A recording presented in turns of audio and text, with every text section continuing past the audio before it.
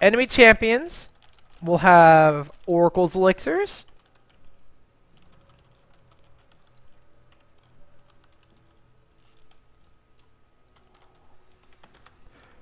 Killing spree bonus, killing spree gold.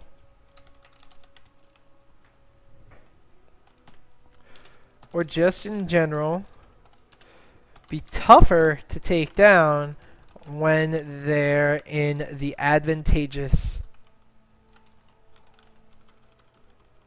or when they're in the lead. That's the easier way to say it. So keep in mind that when you're behind and you're able to trade at a team fight evenly, like 2 for 2, you're coming out ahead. If you come out ahead when you're behind, then you're coming out doubly ahead, because that's just insane. And we can see here, taking a quick look back at the screen, even though Scarra, our brave warrior, has perished, 48k gold now to 57k gold. Alright, unfortunately that's no longer really even trade. They're still ahead by 1 technically. Maokai did die and have enough time to come back to the fight. But I was going to say, now instead of 10k gold behind, they're only 8k. But now at this tower, on top of the fact that Gragas fell to that Caitlyn, who is super, super fed. I love Caitlyn right now. But on top of all this, you know, now they're about 10k gold behind once again. They're going to try to force an issue out of this one, and nope, Caitlyn's just too strong right now. Alright, Scar, what are you going to do to try to help your team out right here? You do have numbers, but you have a very fed Caitlyn, and your AD carry is not nearly as fed. Ooh, you're going to whiff a skill right there. That was a little unfortunate for Scar. However, his team is able to force the enemy team back, and once again, by cheating and looking at our timeline here, we realize that we still have almost 20 minutes left in this game. Which means that we're probably going to stop pausing while I'm taking notes, because this is going a lot longer than I expected, because Scar is teaching us a lot of stuff right here. So once again, his team is still stuck in this defensive posture. Once again, unfortunately, they have absolutely no map vision. This is once again not necessarily because nobody has been buying wards, but because the enemy team has been very efficient at establishing a map presence and keeping the map clear of enemy wards. Scar is doing the best that he can to survive, on top of help his team burst down the targets that they really need to focus. Zanya's Hourglass means that Scar is going to be able to really utilize Diana's kit to jump onto champions when she tags them with Q, to dive onto Caitlyn, Zanya's Hourglass, the team focus fire, and then hopefully burst down the AD carry. Unfortunately, Caitlyn has a Guardian Angel still, so Scar is going to have to do this twice, or have his team help him do it twice. One good thing that happened from last fight is not only did Lee Sin perish, but they took down his Guardian Angel, so he's not nearly as scary as he could be in this situation. Scar is going to have a bugged Q right there and be able to tag Lee Sin with a little bit of damage. Unfortunately, you know, his team's not in a position to really go in on this one. Scarra, having been pulled by Blitzcrank all game, is going to have to be very, very cautious while defending this tower. Once again, this is going to be the lesson we took down earlier, where even if your champion is not necessarily fit to be in this position, do all you can. Poke with your Q in between Blitzcrank grabs and make sure you know the cooldown and run away. Take advantage of any situation given to you, like a Lee Sin jumping in on you. Use your initiation tools effectively, like that Gragas ultimate, to pick off key targets. Without Blitzcrank here to disrupt the enemy team, they can run down and they take down Caitlyn's Guardian Angel. Cho'Gath is going to be able to take down Gragas, who is very, very helpful in these fights, but with the combined might, they're able to force the enemy team back. Scarra going in like that Akali, like that Katarina, mops up 2 more kills for his team, and the team that was behind is able to take an ace on the enemy team who is ahead and start to even things up a little bit more. Unfortunately, they are going to pay with a naturally pushing lane and lose this top tower. The gold counts, though, equalizing a little bit. Without that tower, they moved within 8.5 or 8k gold of the enemy team. With the tower, it's back to more around the 9,000 gold range. However, any advantage that can be taken, like I said, you need to really grasp it and push this as far as you can. Having this happen, you know, the inhibitor on the bottom lane has respawned, and now with the enemy team dead to an ace, the rest of Scarra's team can farm this up and make sure that the super creeps are pushed out, and they're not going to have to be as defensive in this lane, because the creeps are going to be able to bounce off each other fairly well. No inhibitors down means that the team can start to be a little bit more aggressive. What we really want to see out of Scarra's team right now is wards being placed down around the map so they can contest the next big global objective, which is El Baroni. Everybody knows this. Now that Scarra has revived, let's take a look at his gear. Like I said, that Zanya's Hourglass proved to be very, very effective in that last team fight. He has Sorcerer's Shoes to add to spell penetration, so Scarra is now continuing down the path of dealing tons of damage. An additional Blasting Wand to bump his ability power up to 401. Quite impressive despite the fact he has no Rabbidan's Death Cap. And then picking up a Elixir of Brilliance, that blue pot as well, to only further increase his ability power. And I believe it's cooldown reduction, right? I know exactly what I'm talking about. Cooldown reduction on ability power, so he can spam those spells in fights and deal as much damage as possible. Now, once again, like I said, the fabled Baron dance right here, you have to be very careful. The enemy team knows that they're still slightly ahead and want to continue to push this advantage. Scarra, what a brilliant Baron seal right there. Trades big play for big play right there. As I mentioned earlier in these notes, when you're playing League of Legends, it's all about making plays and making things happen. If you feel secure enough in your abilities as a player to make something happen, an example, Caitlyn 2v1 earlier, or Scarra Baron steal,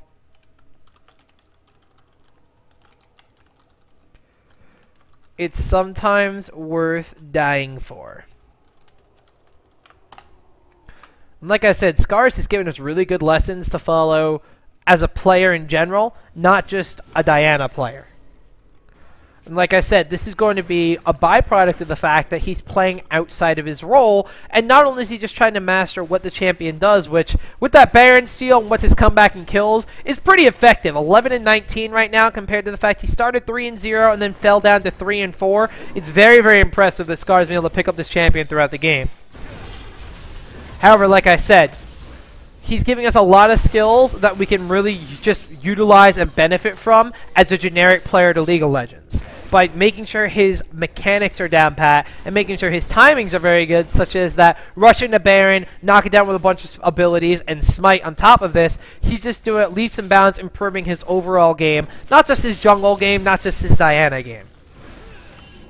Scarra is still down for 3 more seconds, but his team is now in a position with that Baron buff that they can live through this poke war and they can force the enemy team back. Surprisingly, they did not suicide on this inhibitor, even though they had a numbers advantage. They didn't want to overextend and have something terrible happen to them. They are doing what we mentioned before, though, denying as many resources as possible to your enemy team. They march down and take Scarra's team's blue buff. On top of this, take away the dragon. However, Scarra's team is now in the mindset that they need to make plays and make things happen, as they are starting to claw their way back into this game and have some sort of team fight presence established. Scarra still has not been able to complete any further items in his build, but is getting fairly beefy. 175 armor and 123 magic resistance on top of, like I said, that 407 ability power. Because the enemy team went for those objectives before recalling, Scarra's team has a window of opportunity to push back and do something. They are trying to push the lanes to give themselves, once again, re-established map presence. Very quickly, going to take notes. Map presence is extremely... I can't type and talk at the same time. Important. If you can see the map, you can see where the enemy team, not can. If you see the map, you can see the enemy. If you don't see the enemy and you see the map, well, you know where they are. Not only this, but pushing out lanes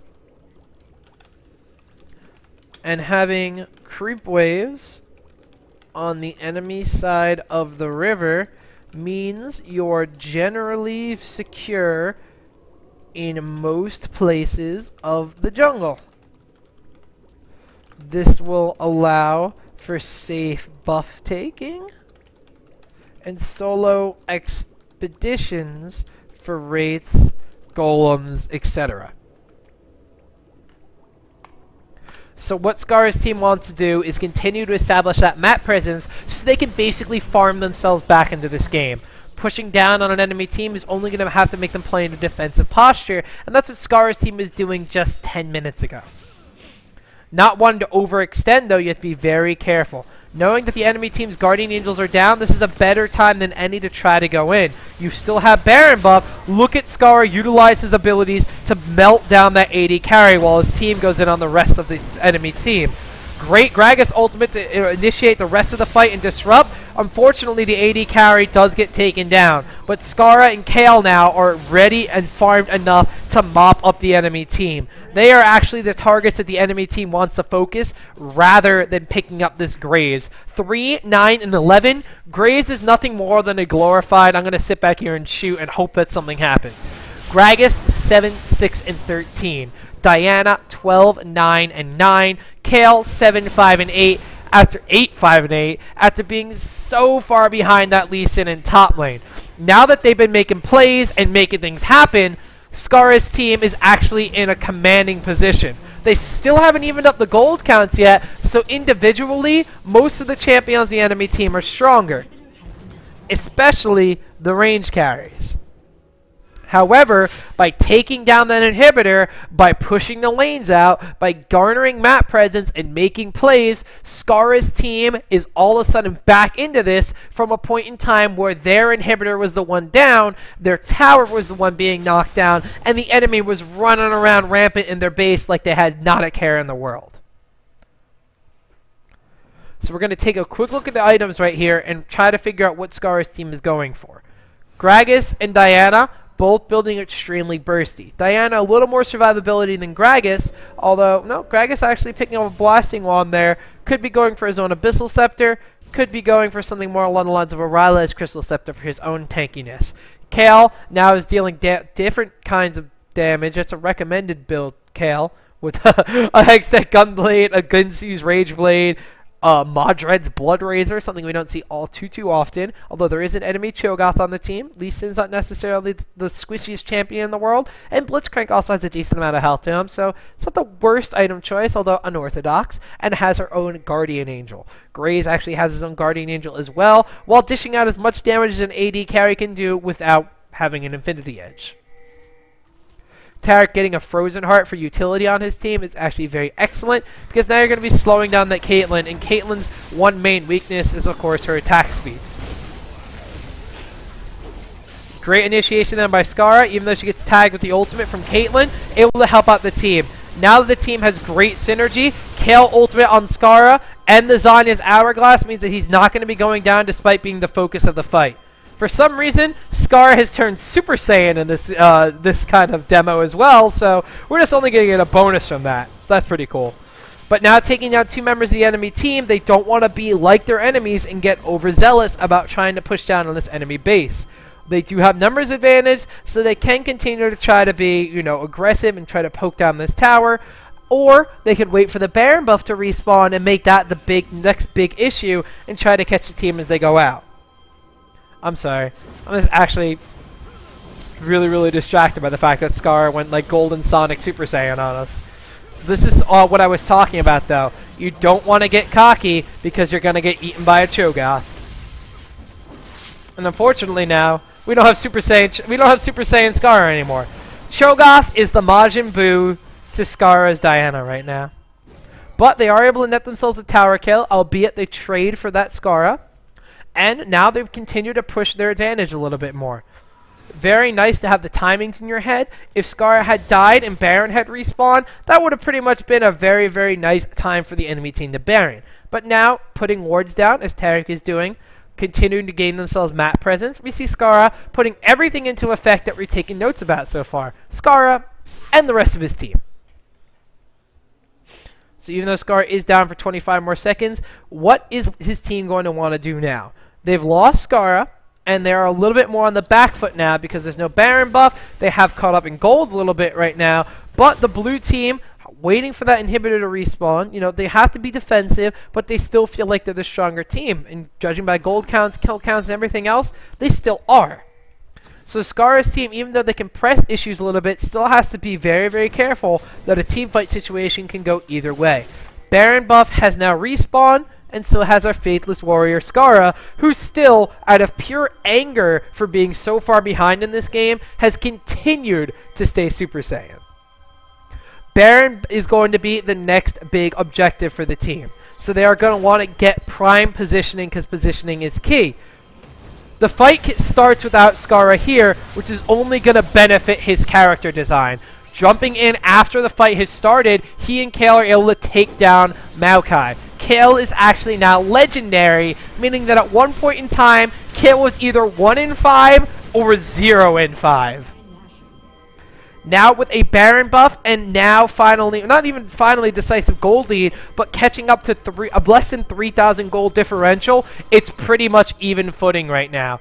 What I don't like is this recall coming out from Scarra. I think he wants to press the issue for the team while they still have 2 members of the enemy team down. Even stutter stepping with that right there. They want to knock down this inhibitor.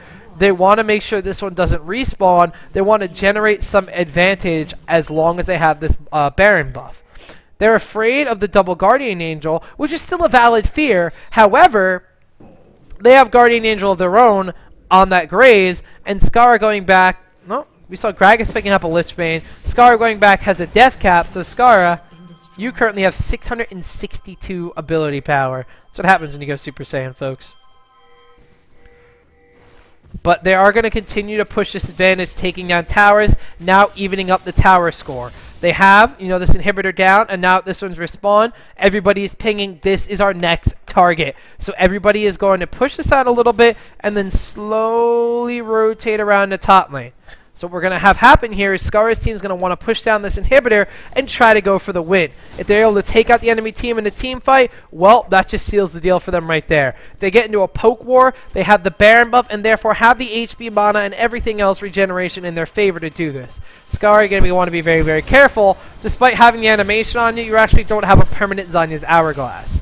He is actually just going to be able to heal up with that Taric right there and just be able to shrug off the Caitlyn ultimate. What his team is going to be doing here is getting an engagement. Once again, Scarra is staying on the outskirts. He wants to jump in after the fight starts. He's actually doing a really great job of zoning out Caitlyn, negating the AD carry for the enemy team. This is brilliant. Unfortunately, Caitlyn's actually getting a little bit close here. Scarra going to go in. Does not activate the Zanya's Hourglass in time. Is able to pick up a kill for his team, though. And even though the focus is switched on the Scarra, the rest of his team is managing to take down everybody brilliantly. AD carry and other AD carry, technically in Kale, are able to fight and take down the enemy AD carry, but they're not going for this inhibitor. Why not? All right, there we go. They finally go for the inhibitor here. And now this leaves a base pretty exposed. Caitlyn, oh, trying to pop the guard. Actually, there's no Guardian Angel on Graves, is there? Guardian Angel's down? Guardian Angel's down. So Graves actually was kind of flirting with disaster in that one. But let's go back a little bit and go back to that zoning out of the AD carry that Scarra did. Where are you, Scarra? Ooh, Deathfire Grass. Okay. So while everything is going on, we're just going to focus in on Scarra. Look at this. The fighting is going on over here, and Scarra could easily just jump in and try to pick up kills on Cho'Gath at less than half HP. He could try to pick up kills on anybody, basically, right here. His team is getting bursted down at fairly low between that Blitzcrank AoE and the Cho'Gath AoE, but Kale's activated the ultimate on herself and will be dealing massive chunks of damage with just basically the kit of items and spells that Kale has equipped. Scarra is doing a great job of zoning out the enemy AD. Despite Caitlyn's absurd range, she's not able to attack anybody right here. The moment Caitlyn turns to attack someone here and steps up to about this point, Scarra is going to go in on her, and Caitlyn's not going to be able to deal any more damage in this fight. So what we have right here is just a battle of footsies between Scarra and Caitlyn to see who's going to come out ahead. Poking and prodding at one another, Scarra tags the Moonlight, which immediately makes Caitlyn fall back. Noticing that Scarra falls back, Caitlyn decides to try to run in and make a point of something in this fight. Cho'Gath's Guardian Angel pops, and now that Caitlyn is in the fight, Scarra has no hesitation to run in and try to make a deal of something. Once again, trying to get the Zanya's Hourglass off, does not hit the button in time, otherwise Scarra would have been a huge deciding factor in just mopping up this fight absolutely everywhere. However, Scarra's team still gets a pretty sweet triple kill. So we're going to fast forward just a little bit further until we have Scarra respawning. Like I said, with the base completely naked almost. So what the team is doing is, once again, you go back, you get yourself your global objectives, you continue to push your presence on the map, and you make yourself stronger. Gold counts almost dead even. Tower counts dead even. Kill counts dead even. This is a very, very good solo queue match. As much as it is, maybe perhaps like the Curse NA versus Orbit Gaming MLG NA qualifiers, so that League of Legends arena, it may be kind of a game of throws. However, it is still a very exciting game and something we can learn a lot from. So we can see the time is winding down, which means that one of these teams is going to make basically a big team fight happen. Like I said, right now you are at even points in the game. This is basically make it or break it, especially for the blue side. They have inhibitors down. Scarra's team, though, has towers down. One inhibitor being knocked down means your Nexus towers are exposed, and then your Nexus is exposed, which means it is lights out for your team. So nobody wants to get caught out of position. Everybody wants to stay grouped up, and everybody needs to have their champions doing the specific roles that they need them to do. Scarra, now hanging back by his AD carry, knows that his role is to go in and make something happen after the team fight breaks out. He wants to be that Akali. He wants to be that Katarina. He wants to run in there and disrupt and deal damage as quickly as possible after the fight breaks out. Once again, continuing to make things happen, continuing to take objectives, continuing to take buffs, continuing to make yourself stronger for the impending team fight that will basically decide the outcome of the game. Scarra's team is now being the aggressor, even though they're technically still a little behind in gold. That is one thing they've never been able to catch up on, but they are not letting it inhibit them. They are playing like they are super far in the lead. They're letting this inhibitor respawn, or noticing this inhibitor has respawned and making it a point of attack. Scarra is going to zone out Lee Sin, much like he did to Caitlyn last time. And actually, meanwhile, his team's actually able to force a Zanya's Hourglass proc.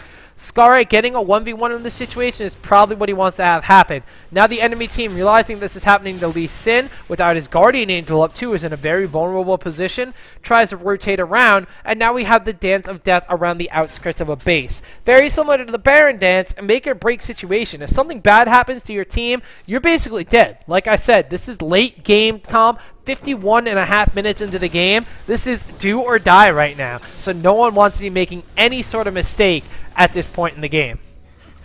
Scarra once again tries to zone out the AD carry. Brilliantly activates the Zanya's Hourglass and will get that separation. Actually mops up the kill on Caitlyn while Caitlyn kills her. But this has already let the enemy team take down Cho'Gath and Maokai. And boom. Scarra's team pulls off an amazing, amazing comeback from this fight. And they actually just surrender on that one. But let's go back a little bit and try to break down what happened in that fight just to see how it all went down.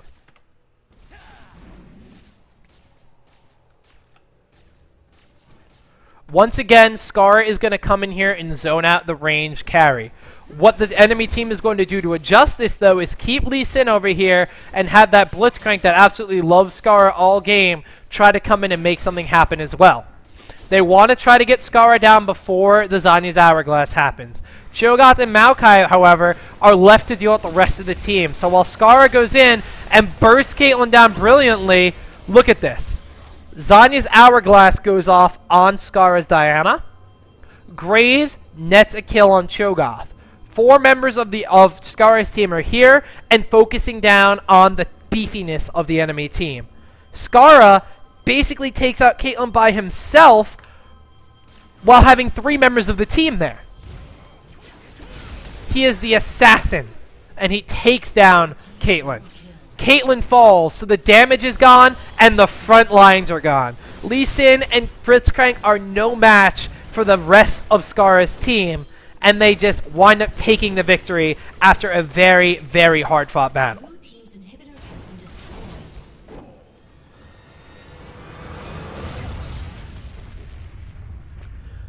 Now, ladies and gentlemen, may think there aren't that many notes for this game, but there actually are, so don't worry about that.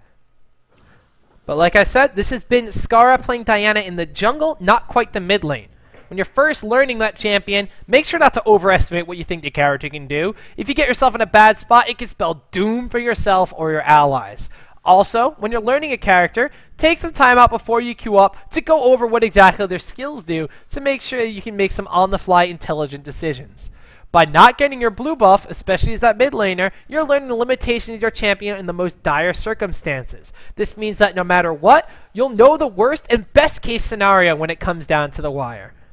Practicing by yourself doesn't always mean improving just your own play. Picking up on little things here or there will only help improve your overall team situation when you get to tournament play or ranked 5s. In example, testing the limits of a solo middle champion without their blue buff. This opens up a world of opportunities to team compositions with more blue buff dependent junglers. If you're trying out a damage-dealing jungler in the metagame currently saturated with utility junglers like Maokai, you need to make plays, you need to make things happen. You are not going to help your team by being passive, you have to deal damage. As stated above, when you're practicing a new champion, don't overestimate your own skill. Do not be afraid to buy a little extra in the wards department or potions if you feel like you haven't mastered the character yet. If you're going to deal damage, make sure you do as much as possible to as many targets as you can. Stealing away enemy raids gives you a CS lead. In addition to this, it puts the enemy jungler at a disadvantage. This is only going to double, if not more so, when you're in the jungler role. Damage-dealing junglers like Shyvana do this all the time to great success. Diana has a great escape mechanism by tagging your target with her Q and then dashing away with her R. This means that if you're playing Diana in that jungle role or get caught in the jungle, she has a great escape mechanism to make sure you get away clean. Identify what lanes are strong on the map and what lanes are not, so you know which ones you have to help out. This is a lesson we can apply to any role we play, but it's extremely important for junglers and especially those mid lanes who wish to roam around. Ahri's, Twisted Fates, and perhaps Diana's will want to keep that lesson in heart. If you see multiple members of the enemy team in the top lane and Dragon is up, this is your chance to take a Dragon for free. Even if your top lane dies, then you just trade for Dragon. If the two members of the enemy team up top manage to take the top tower, your gold counts will be pretty much equal, so that way you're equalizing out and you're not really losing or gaining anything, except for a little bit of map presence. Forcing a fight with a numbers advantage is always a great idea, no matter who is on your team or what role you're playing. If you're on the issuing end of a gank, or that gank in the top lane, and you see the enemy going for an objective that is very risky you can test, back off and try to further yourself in some other way. An example, go back and farm your jungle. Perhaps you'll pick up buffs as long as they're not too close to the enemy team. It doesn't matter if you're a mid lane, a jungle, a top lane, I don't care what. As long as you're in the game, buy some freaking wards. I don't know how much easier that game would have been for Scarra's team if they had the map warded up at all times. Don't forget, guys, when you're trying out a new champion, you still need to remember the basics. Level 2 boots are pretty important no matter what champion you're playing on, even the support role. Crowd control is the bane of most junglers' existences, and squishy characters will melt if they're held in place or slowed down. If you're playing a role such as mid lane, like Scarra usually does, you'll want the extra mobility on top of benefits of perhaps spell penetration, cooldown reduction, magic resistance, and tenacity on those level 2 boots. When faced with really grim odds, always try to make the best of a situation. Don't burn unnecessary summoner spells or ultimates, and on top of this, if you know it could be lights out, try to go down swinging. Deal as much damage to as many targets or to the most vulnerable targets as quickly as you can to set up kills for your team right after you perish. Perhaps you'll net yourself your own kill like that Caitlyn did in the bottom lane. Take advantage of your opponent's greed when you're low, but don't stick around too long, you'll die. We saw this in the middle lane when Scar stuck around too long and died to a Caitlyn ultimate, but we also saw him taking advantage of the opponent's Blitzcrank's greed when he was able to run away and kite him for forever in the bottom lane. Keep your item choices open. Sometimes you want to get a bigger item, but you may see better results for your team by picking up something different to fulfill a more specific role. Scar could have went for that Zanya's Hourglass a little bit earlier and made himself a little bit tankier to survive in team fights. However, he went for Deathfire's Grasp to burst down that Caitlyn, who was a very, very large problem for his team, and it helped them kind of snowball into the rest of the items and eventually take the win in this game. If you find yourself in a bad spot for a champion, find yourself in a bad spot for your champion's design, try to make the best of it. An example, Scarra kept poking around with his Q rather than just running away and hiding behind a tower when his team was on the defensive. On top of this, he was still trying to play safe by not running in there and trying to tag a combo or activating a shield or doing something reckless. He was playing smart, he was playing heads up, and even though his character wanted to run in there, that was her design, he was trying to play her as smartly as possible in a passive situation. When you're playing from behind, make sure to deny as much as possible from the enemy team when you're given the chance. An example, if they're taking a tower or baron or dragon or any sort of objective and have to recall to heal or buy up, move out on the map wisely and take any objectives remaining away from them. Not only is this going to make you stronger for the inevitable team fight, but it's going to deny resources to the enemy team and stall their advance a little bit. And if it doesn't even stall, it'll make it weaker than it could have been. Once again, this is a huge reason to keep having lots of wards. When you're behind, remember that trading evenly in situations with the enemy team is technically putting yourself ahead. Enemy champions will have Oracle's elixirs, killing spree bonus gold, or just in general be tougher to take down when they're in the lead. So when you're playing League of Legends, it's all about making plays and making things happen, guys. If you feel secure enough in your abilities as a player to make something happen, an example, Caitlyn in a 2v1 situation, or Scarra with that brilliant Baron steal, go for it. Sometimes it's worth dying for. Always remember, I can't stress this enough, map presence es importante. If you could see the map, you could see the enemy. If you don't see the enemy and you see the map, well, you know where they are. This is going to be including things such as pushing lanes. Having creep waves on the enemy side of the river means you're generally secure in most places of the jungle, at least the ones on your side of the map. This is going to help you secure those objectives such as blue buff, red buff, and help contest Baron if it's that late in the game. This will allow, like I said, safe buff taking, solo expeditions to raids, golem camps, etc., and this is also giving your support, your jungler, whoever else on your team is helping out with the wards, a very, very good chance to reward the river, reward your own jungle, and maybe even go into the enemy jungle and ward key spots around their raids or their buffs to try to catch them out of position. Taking a break in the action, pushing out and gaining that map presence is extremely, extremely beneficial. And this is something that Scarra is learning in the jungle while playing a champion that he's basically going to try to transition into a mid lane role. Or perhaps he's going to pull in a Zubu Frost and try to transfer it into a top lane role with a lane switch or something. Regardless, even though some people may whine this isn't necessarily a very Diana-specific I see what you did there, it is in general just a guide to really help you guys hone those mechanics and realize what you need to do in every single role while you play a game of League of Legends and really just come into fruition of your own as a really brilliant and heads-up player. So once again, guys, this has been I See What You Did There. We exploit spectator mode of your favorite pros so we can learn to play the game as smartly as they do. So hopefully you guys have enjoyed Scarra taking the role of Diana into the jungle just a little bit differently. I know I've live streamed this one, which is pretty interesting because I have a lot of fans watching me right now. So that was really, really awesome because normally I record these locally and upload them to YouTube directly. So hopefully you guys have enjoyed this. Let us know some feedback. I'm going to post this on the website at ggChronicle.com. In addition to this, it'll be on youtube.com/ggChronicle. If you guys want me to live stream more of these in the near future, please let us know in the comments. You can always get to us on Twitter at ggChronicle or myself. I am at Optimus Tom. So if you guys love my I See What You Did There, I have multiple episodes up on our YouTube and on ggChronicle.com right now, so you guys can go check those out. Also, don't forget, I do In the Zone, my little Learn to League of Legends show, where we train you guys to be a better summoner, so you guys can learn all the skills from your pros. I mean, you go into more depth analysis of VODs in addition to breaking downs of runes, and I do a lot of math because I'm a huge nerd like that. So guys, hopefully you've enjoyed this episode. I'm going to stop talking right now because I've been talking for forever. It was a lot longer than I expected it to be, guys. If you want the notes, by the way, I will post them up on the website on ggChronicle.com with the VOD and everything. So hopefully you guys will learn how to be a better League of Legends player because of this. And you basically just take a look at the game, sit down, maybe we'll be in the jungle, maybe we'll be in the mid lane. You just remember what Scarra did. You'll be like, ah, Scarra, I see what you did there.